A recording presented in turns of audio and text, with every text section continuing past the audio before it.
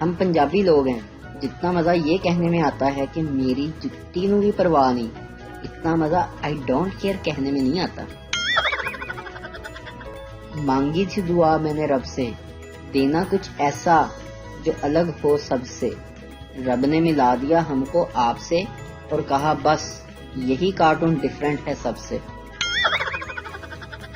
جج، تم پر الزام ہے کہ تم نے 25 سال تک اپنی بیوی کو ڈرا دھمکا کر اپنے کنٹرول میں رکھا ہے۔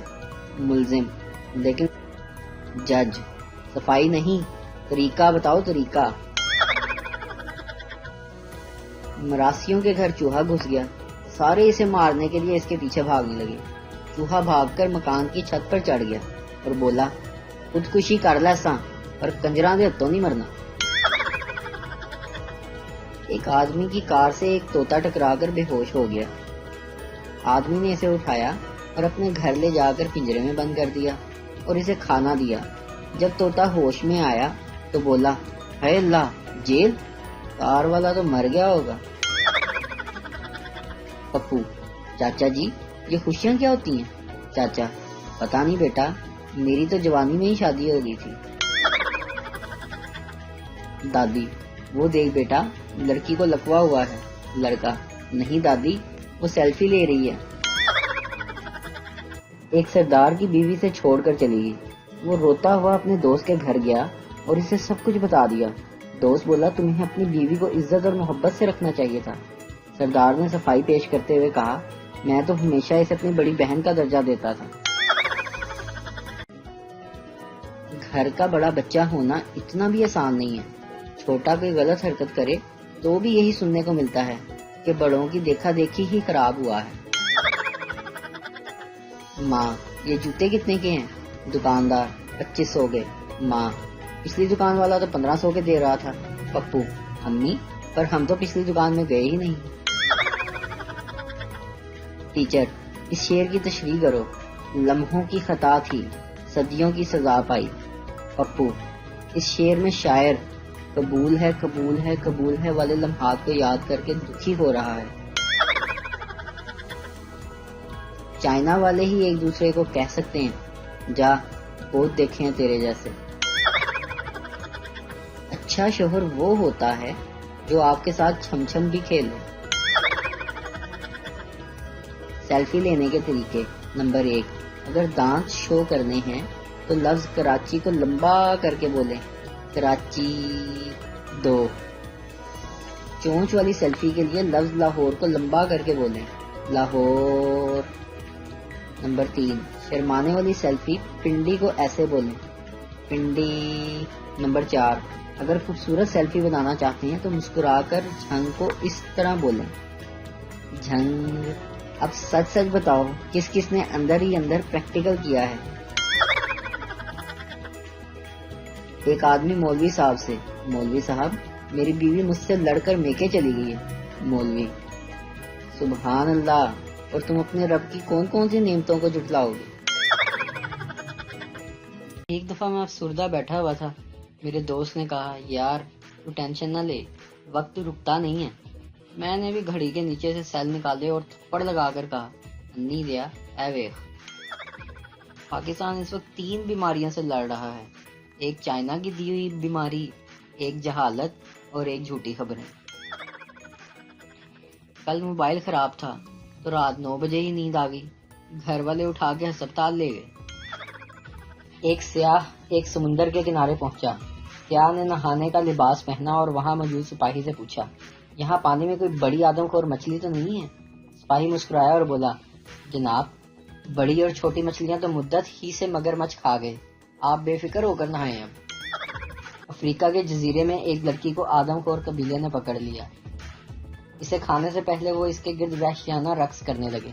لڑکی کو ایک تدبیر سوجی، اس نے چیخ کر اعلان کیا میں جادو سے آگ روشن کر دیتی ہوں۔ اس نے جیب سے لائٹر نکالا اور اچانک جلا دیا۔ تمام آدم خور رقص کرتے کرتے رک گئے اور حیرت سے اس کی طرف دیکھنے لگے۔ دیکھا میرا جادو؟ لڑکی چلائی۔ یہ تو واقعی جادو ہے، آدم خور بولا، زندگی میں پہلی مرتبہ ہم نے لائٹر پہلی کوشش میں جلتے دیکھا ہے۔ پڑو اندھا لائٹر اندھے نال اینو اگ لاؤ۔ ایک بیوی اپنے شوہر سے بولی हमारा मुन्ना बड़ा होकर सियासतदान बनेगा। शोहर, तुमने कैसे अंदाजा लगाया जी? बीवी, अगर तुम इसकी बातें सुनो तो ये ऐसी बातें करता है जो सुनने में तो अच्छी लगती हैं, लेकिन जिनका हकीकत में कोई मतलब होता ही नहीं। शादी शादी शादी, आखिर क्या है ये शादी? मेरी भी करवाएं ताकि मुझे भी पता चले। आज के दौर में सिर्फ मोबाइल को ही पता है कि इसके मालिक का करैक्टर कैसा है। कभी पिंपल निकल आते हैं, कभी बाल झड़ जाते हैं, कभी वजन बढ़ जाता है, मतलब कि रहना अंडर कंस्ट्रक्शन ही है। एक शख्स की बीवी का इंतकाल हो गया। वो उनकी आवाज में रोते हुए बोला, नेक वक्त, क्यों मुझे भरी दुनिया में अकेला छोड़कर चली गई तुम? उसको यूं शिद्दत से रोता धोता देखकर पास खड़ी आंटी अपनी सहेली से बोली, इतनी मोहब्बत करने वाला आदमी है ये। अगर इस आदमी का एड्रेस मेरे पास होता तो मैं इससे शादी कर लेती। इस शख्स ने ये अल्फाज सुन लिए। वो मजीद ऊंची आवाज में रोते हुए बोला, नेक वक्त, क्यों मुझे सैटेलाइट टाउन गली नंबर 3 मकान नंबर 11 में यूं अकेला छोड़कर चली गई तुम? जो किसी दौर में कहती थी, मर जाऊंगी तुम्हारे बगैर, आज पहला बच्चा पैदा हुआ है इसके यहाँ। लड़कों से इनकी बुरी आदत पूछो तो फट से बता देंगे, लेकिन लड़कियों से पूछो तो ऐसी आदत बताएंगी जो अगले को इनकी खूबी लगेगी, जैसे यार मैं बहुत जल्दी एतबार कर लेती हूँ। वालिदैन सिर्फ उस बच्चे को पसंद की शादी करने की इजाजत देते हैं जिस पे उन्हें पूरा यकीन हो कि इसको किसी ने पसंद ही नहीं करना। बीवी से झगड़े के बाद मैंने गुस्से से कहा,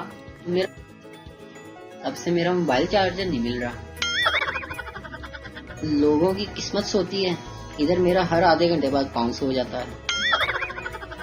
रिसर्च के मुताबिक ज्वाइंट फैमिली सिस्टम में बगावत की बुनियाद हमेशा ज्यादा कमाने वाले की बीवी ही मुतारिफ करवाती है। सवा शेर। रेस्टोरेंट में बैठी हुई एक खातून ने वेटर को बुलाकर एसी बंद करने को कहा। थोड़ी देर बाद इसने वेटर को एसी चलाने को कहा। जब काफी देर तक इस किस्म की फरमाइशें जारी रही तो करीब मेज पर बैठे हुए शख्स ने वेटर को बुलाकर कहा, ये औरत तुम्हें बार बार बुलाकर और अहकामात देकर पागल बना रही है, इसकी बातों पर ध्यान मत दो। वेटर ने तशकुराना अंदाज में कहा, अरे साहब, आप फिक्र ना करें, पागल तो मैं इसे बना रहा हूँ, हमारे पास एसी ही नहीं है।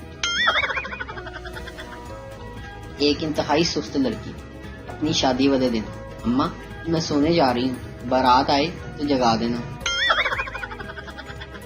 मैंने सोचा था कि 4 शादियां करूंगा, अगर 2 मारेंगी तो बाकी 2 बचा लेंगी, लेकिन हकीकत ये है कि 2 मुझे पकड़ती हैं और 2 मारती हैं। बेगम, सारा दिन मोबाइल से चिपके रहते हो, कम से कम छुट्टी वाले दिन तो मेरे लिए वक्त निकाल लिया करो। शोहर ने मोबाइल चार्जिंग प्लग में लगाया और कहा, लो जी बेगम, आज का पूरा दिन तुम्हारे नाम। फिर शोहर ने घूम फिर कर पूरे घर का जायजा लिया और कहा, आज खाना मासी के हाथ का नहीं तुम्हारे हाथ का खाना है, और देखो घर कितना गंदा हो रहा है, अभी जाले भी साफ कर दिया करो। ठंड हो रही है, अपने हाथ की गर्मा गर्म कॉफी ही पिला दो, बहुत दिल कर रहा है। और हाँ, आते हुए हिसाब वाली कॉपी भी ले आना। कितनी शॉपिंग की है और कहाँ कहाँ खर्च किया है। और हाँ, मेरी 2-3 टी-शर्ट्स के बटन टूटे हुए हैं, वो भी लगा दो। बेगम भागती हुई आई और शोहर के हाथ में मोबाइल पकड़ाते हुए बोली, ये लें, ये फुल चार्ज हो गया।